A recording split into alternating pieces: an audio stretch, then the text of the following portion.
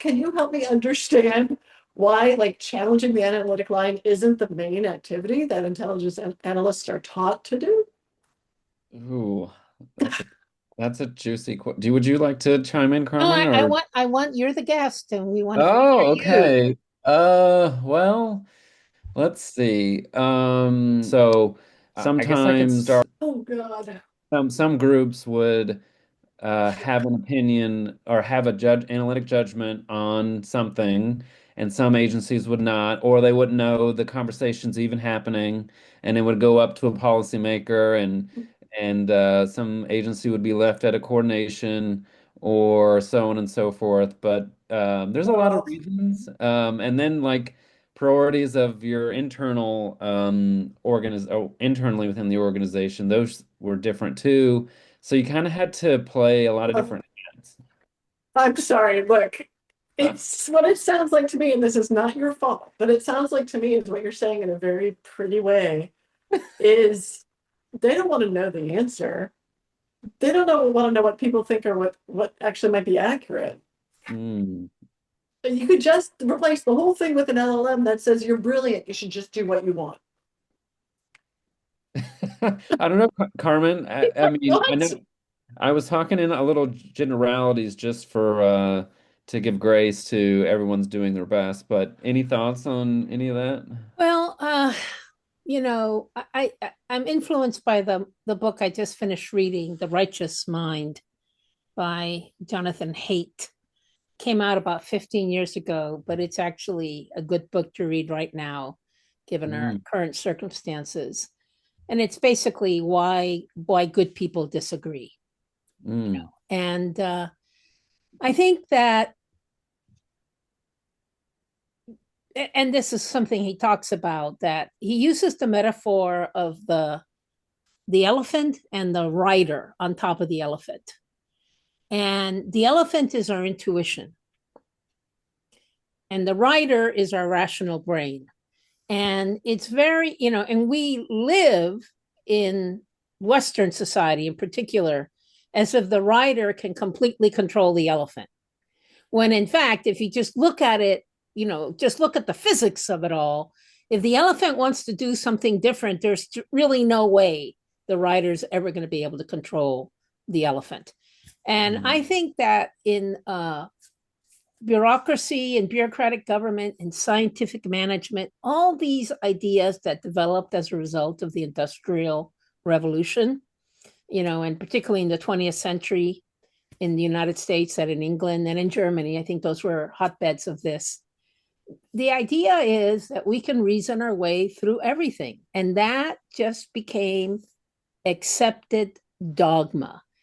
mm, And it doesn't matter how many times there's an Iranian Revolution, or there's an Arab Spring, or there's whatever's happening now. People never learn that lesson, mm, and the reason why they don't learn that lesson or resist learning that lesson, I would assert, is because they can't operationalize learning that lesson. It's too hard. They would have to totally rethink how to do everything.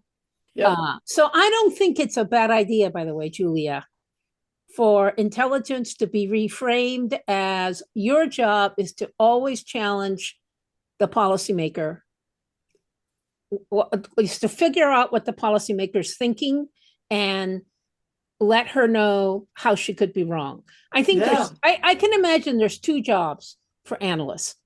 One is to help the duly elected policymaker achieve their goals in the best way possible. For sure. That's one. And For then sure. two, inform the policymaker as a kind of a matter of obligation where their goals are mistaken or what dangers consequences could come. That's totally different from speaking truth to power, mm. because No, we that's an should just obligation. give up the myth that we discover truth. It's not true that we discover truth. Yeah, I agree. If that's what's going on in the intelligence community, where all these priorities are basically, and then there's this analytic line, and then you're what you're doing is you're playing a really gifted and, and complex and bureaucratic version of I'll be your system two rationalizer. Mm-hmm. And we already know what the intuitive mind is doing. And what the system two does all the time is rationalize and say, well, that was the best thing because of this.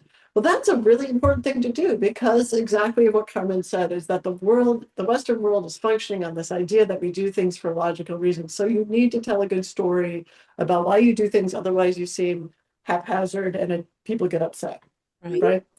Eventually, we will maybe understand the ways of intuition, and we will start to say, oh, we can just see that intuitively we can all look at the energy of the situation and see it seems weird, rational. We can't really rationalize it in some kind of useful way that makes everyone happy, but we all see that this energy is blue over here, and we need to make it more green. Well, and I would just say that right now we are living through a period of time, months, years, decades, who knows how long it will last, where energy, all the different energies that are out there are actually calling the shots, are actually much more deterministic of what's happening and of reality than any other formulation I have. You know, this U.S. administration has an energy that that has caught the rest of the world completely flat-footed. Like, whoa, right? Oh, yeah, I never would have thought about that angle, but yeah, I can see that.